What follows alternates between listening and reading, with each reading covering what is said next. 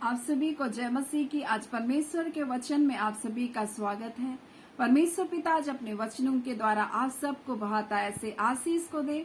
पिता परमेश्वर अपने वचनों के द्वारा आपसे बोले और बातचीत करे। आज हम लोग दूसरा पत्रस 3 अध्याय उसका 12, 13 और 14 को देखेंगे। यहाँ पर इस प्रकार से लिखा है, परमेश्वर के उस दिन की बाट किस रीति से जो होना चाहिए और उसके जल्द आने के लिए कैसा यत्न करना चाहिए, जिसके कारण आकाश आग से पिघल जाएंगे और आकाश के गण बहुत ही तप्त होकर गल जाएंगे।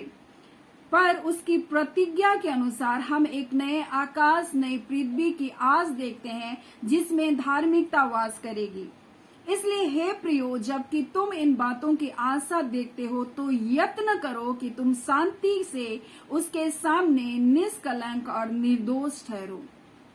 और परमेश्वर पिता आज हमें यत्न करने के बारे में बताना चाहता है। हम कैसा यत्न कर रहे हैं जबकि यीशु मसीह आने वाला है। और यहाँ इस प्रकार से लिखा है कि उसके जल्द आने के लिए कैसा यत्न करना चाहिए, यानी कि यीशु मसीह जल्द आने के लिए हमको अपने जीवन को क्या करना है, तैयार करना है।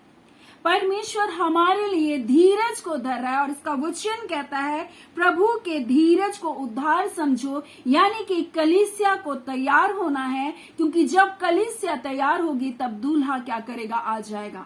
कलीसिया को लेने के लिए, उसकी दुल्हन को लेने के लिए यीशु मसीह आने वाला है। लेकिन हम कैसी तैयारी कर रहे हैं? क्या हम यत्न को कर रहे हैं उसके आने के लिए? और परमेश्वर का वचन इस प्रकार से कहता है, तो यत्न करो कि तुम शांति से उसके सामने निष्कलंक और निर्दोष ठहरो। और इसलिए परमेश्वर का वचन हमसे कहता है कि हमें पवित्र जीवन जीने के लिए यत्न करना है, क्योंकि उसका वचन कहता है बिना पवित्रता के कोई भी परमेश्वर को नहीं देख सकता। शुद्ध मन वाले परमेश्वर को देखेंगे। लेकिन आज हमारे मनों में क्या चल रहा है? अगर हम अपने मनों को शुद्ध नहीं कर रहे तो हम यीशु मसीह को कभी भी देख नहीं सकते, यानी उसका आगमन हमारे लिए कोई भी मायने नहीं रखेगा, क्योंकि वो हमें लेकर नहीं जाएगा अगर हम यत्न नहीं कर रहे हैं एक पवित्र जीवन को जीने के लिए। भजन संहिता 110:4 में लिखा है, उसके उपदेश इसलिए दिए गए कि यत्न से उसको माना जाए, यानी कि उसको मानने के लिए हमको प्रयत्न करना होगा। कई बार हम सोचते हैं परमेश्वर तू मुझको दे दे, और हम उसके लिए कभी भी यत्न नहीं करते। क्या आप स्कूल में एडमिशन ले लेते हैं, बच्चे जब एडमिशन ले लेते हैं तो क्या आपने कभी देखा कि वो यत्न नहीं करेंगे तो पास हो जाएंगे? क्या वो शिक्षा पर अगर ध्यान नहीं देंगे तो क्या वो सफलता को पा सकते हैं? क्या अच्छी नौकरी को पाने के लिए यत्न नहीं किया जाता? क्या अच्छा जीवन साथी को पाने के लिए यत्न नहीं किया जाता? क्या हम कार्य के क्षेत्र में यत्न नहीं करते? लेकिन जब यीशु मसीह आने वाला है तो क्या हम यत्न कर रहे हैं अपने जीवन के लिए? क्या हम पवित्रता के जीवन को जीने के लिए यत्न कर रहे हैं? क्या हम निर्दोष जीवन को जीने के लिए यत्न कर रहे हैं? हम बोले नहीं प्रभु, ये पाप मुझसे छूटता नहीं। हम कोशिश नहीं कर रहे, हम पाप की संगति को नहीं छोड़ रहे, हम उनकी मित्रता का आनंद ले रहे हैं, हम उनकी गंदी मजाकों का आनंद ले रहे हैं, और हम परमेश्वर से करें, प्रभु मुझसे नहीं हो रहा।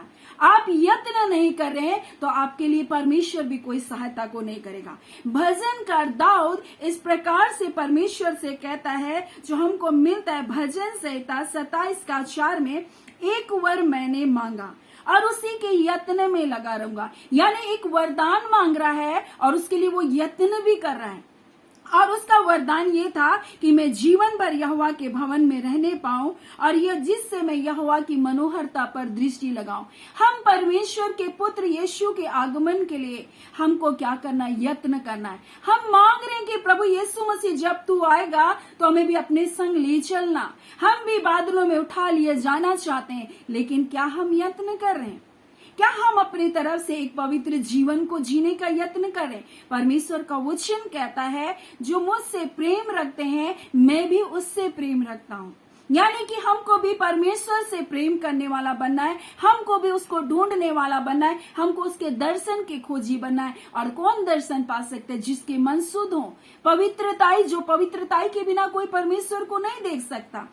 और हमको भी उससे प्रेम करना है और हमें उसके दर्शन के खोजी होना है, क्योंकि जब यीशु मसीह आएगा तो हम क्या करेंगे, उसके साथ उठा लिए जाएंगे। और उस उठा लिए जाने के लिए हमको क्या करना है, ऐसा प्रयत्न करना है कि हम उसके सामने निर्दोष और निष्कलंक पाए जाए। यीशु ने अपना काम हमारे लिए पूरा किया, उसने क्रूस पर अपनी जान को हमारे लिए दे दिया, उसने हमें धार्मिकता का वस्त्र को पहनाया, उसने अपने लहू से हमें पापों से शुद्ध किया। लेकिन क्या आज हम यीशु मसीह के लिए तैयार हो रहे हैं? और भजनकार दाऊद तो बोलता है, मैंने वरदान मांगा और उसी के यत्न में लगा रहूंगा, जिससे मैं परमेश्वर के भवन में रहने पाऊं। आज हमें भी परमेश्वर के स्वर्ग राज्य में रहने के लिए हमको यत्न करना होगा, हमको उसकी उपस्थिति में जीना होगा।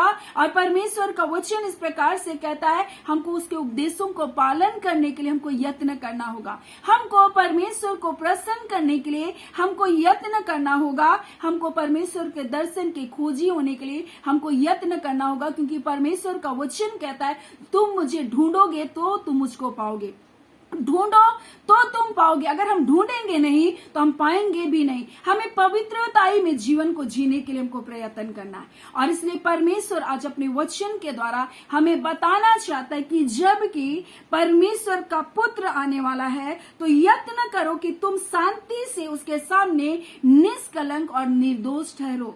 और परमेश्वर का वचन इस प्रकार से कहता है कि जबकि ये सब वस्तुएं इस रीति से पिघलने वाली है तो तुम्हें पवित्र चाल चलन और भक्ति में कैसा मनुष्य होना चाहिए। और इसलिए परमेश्वर का वचन कहता है कि हमें आत्मा के बंध में बोलते हैं कि एकता रखने के लिए हमको क्या करना है, यत्न करना है। यानी परमेश्वर का वचन कहता है हमें मेल के बंध में, आत्मा में एकता रखने के लिए हमको क्या करना है, यत्न करना है। कई बार हम पवित्र आत्मा के साथ हम एकता को बनाए नहीं रख सकते, क्योंकि हमने आपसी संबंध में प्रेम को बनाए नहीं रखा। पवित्र आत्मा हमारे जीवन में कैसे निराश होता है, जब हम एक दूसरे के विरोध में कार्य करते हैं, जब हम एक दूसरे से लड़ाई और झगड़े करते हैं, जब हम अशांति में रहते हैं, हम पवित्र आत्मा को शोकित करते हैं। इसलिए परमेश्वर का वचन कहता है, मेल के बंध में, आत्मा में एकता रखने का तुम यत्न करो। कई बार परिवार में लड़ाई और झगड़े हैं, हम कैसे आत्मा में हमें एकता रख सकते हैं? परमेश्वर हमसे कहता है तुम यत्न करो, यानी कि हमको परिवार में भी यत्न करना। कई बार हम प्रार्थना करते हैं, परमेश्वर मेरे परिवार में मेल मिलाप दे, लेकिन क्या हम यत्न करते हैं रिश्तों को अच्छा करने के लिए? क्या हम एक दूसरे की तारीफों को करने के लिए यत्न करते, एक दूसरे की भलाई को करने के लिए यत्न करते, एक दूसरे की सहायता करने के लिए यत्न करते हैं? परमेश्वर का वचन हमें इन बातों के लिए यत्न करने सिखा रहा है, लेकिन हम सिर्फ मांग रहे हैं, लेकिन हम कोशिश नहीं कर रहे हैं। लेकिन परमेश्वर का वचन हमसे कहता है तुम मांग रहे हो और तुमको उसके लिए कोशिश भी करनी है, तुमको उसके लिए अपनी तरफ से तुमको क्या करना है, कार्य भी करना है। इसलिए परमेश्वर का वचन रोमी 12:11 में लिखा, प्रयत्न करने में आलसी ना हो, आत्मिक उन्माद से भरे रहो, प्रभु की सेवा करते रहो। यानी कि हमको आलसी नहीं होना है। कई बार हम परिवारों की अच्छी देखभाल नहीं करते, कई बार हम अपने लोगों से अच्छा व्यवहार नहीं करते, यानी हम रिश्तों को बनाने के लिए कभी भी यत्न नहीं करते। इसलिए रिश्ते आज टूट रहे हैं और फिर हम परमेश्वर के सामने, परमेश्वर हमारे परिवार में मेल मिलाप दे दे करके कहते हैं, लेकिन परमेश्वर कहता है मैं तो मेल मिलाप दूंगा, लेकिन तुम अपनी तरफ से कोशिशें ही नहीं करते। दाऊद बोलता है कि मैं, हे परमेश्वर तू मेरा ईश्वर है, मैं तुझे यत्न से ढूंढूंगा। यानी कि दाऊद भी बोल रहा है तू मेरा ईश्वर है, मैं तुझे यत्न से ढूंढूंगा। सूखी और निर्जर और ऊसर भूमि में मेरा मन तेरा प्यासा है।